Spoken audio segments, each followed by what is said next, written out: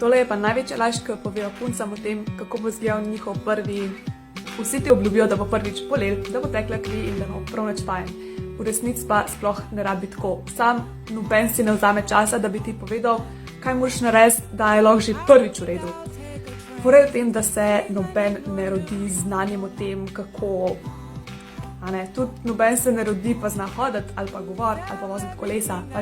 To so vse neke osnovne stvari razen kolesa, ki se jih moraš naučiti in nekdo ti mora pokazati in si vzeti čas za to.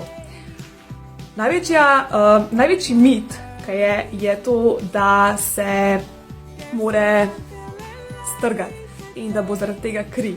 Ampak v resnici je to ful raztegljivo in pri večini žensk s tem, ko je zadost lubrikacije, ne pride do nobenih poškodb. Tudi če se strga, se potem nazaj zaceli. Ni to neka stvar, ki bo magično zginila, ki varuje vhod in pol tega ni več.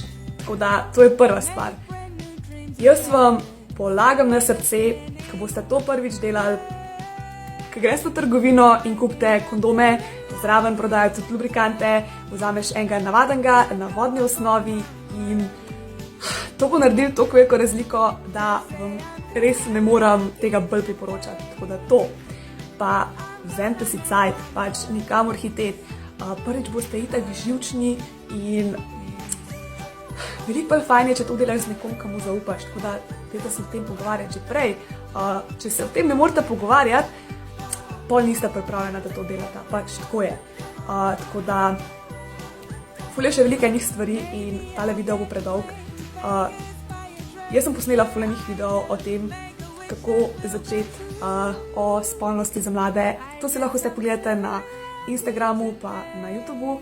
Tako da, če vas zanima več, lahko tudi na Instagram pišete za vprašanja, z veseljem pomagam. Tako da.